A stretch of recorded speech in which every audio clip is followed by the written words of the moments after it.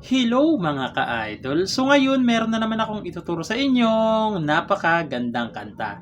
Ang title pala nito ay yung Bunga by Shackle. So napakaganda nito mga ka-idol, halos 5 chords lang to hanggang matapos na yung kanta. Kaya sobrang easy niya lang. So dito muna tayo sa strumming pattern. So yung strumming pattern natin is ganito lang. Down, down, up, up, down, down, down, up. Okay? So, ulitin ko, no? Ganito. Down, down, up, up, down, down, down, up. So, palitan nyo na lang yan kung sakaling gusto nyong palitan. Okay? So, yan yung strumming natin hanggang matapos na yung kanta. No? So, proceed na muna tayo dito sa kanyang whole verse. So, yung whole verse niya rito is A. So, yung A, second string lang, third tsaka fourth. Okay? A. Sunod is B minor. So, yung B minor sa second fret nakabar. Sa third fret, second string. Sa fourth fret, fourth string, tsaka third string lang. Okay, yan yung B minor. Sunod is pupunta kayo ng E. So, yung E, third string, fifth, tsaka fourth. Okay, ayan yung E. Pagkatapos, babalik lang ulit kayo ng A. Okay? Tapos, mag-A ulit kayo, isa pang A. Tapos B minor ulit. Tapos E na lang. Okay, hanggang E na lang. So, sana naintindihan niya, no? Pagkatapos niyan, so irekta na rin natin yung kanyang pre-chorus, no? So, yung pre-chorus niya rito is F sharp minor. So, ayan, irekta na natin yung pre-chorus, no? Para isahan na lang. F sharp minor.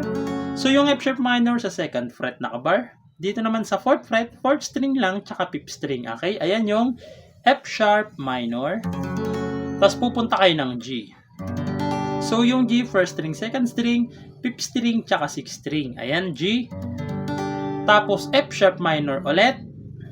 Tapos B minor. Tapos E.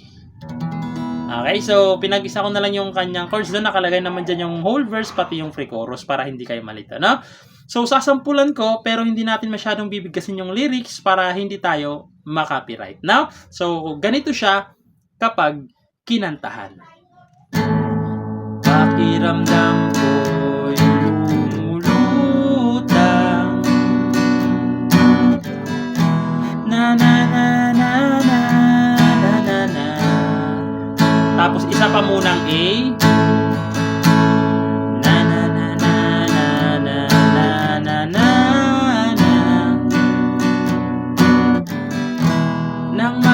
Isilang mo na F sharp minor na yung pre-chorus mo na siya sa mundo natin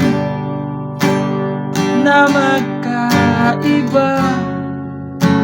Na na na na na na na na na na na na na. Tapos chorus.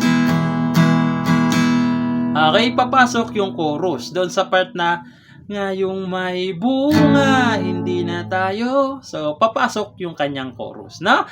So, proceed naman tayo doon sa kanyang chorus.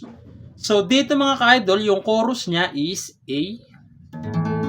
So, naturo ko naman na isa-isa yung string, kaya hindi na natin iisa-isa, no? A, F sharp minor, B minor, tapos E.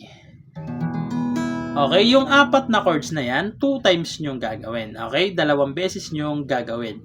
So, sasampulan ko yung kanyang chorus para mas maintindihan nyo kung paano siya tugtugin. So, ganito naman siya sa chorus. Ngayong may bunga, hindi na tayo iba higit sa pinag-isa. Na na na na na, masingatan ka at paalagaan pa. Tapos isa pa kasi 2 times. Dahil wala na na na na na na na sa biyayang hatid mo sa aking buhay. Na na na na na na na na na na na na na na.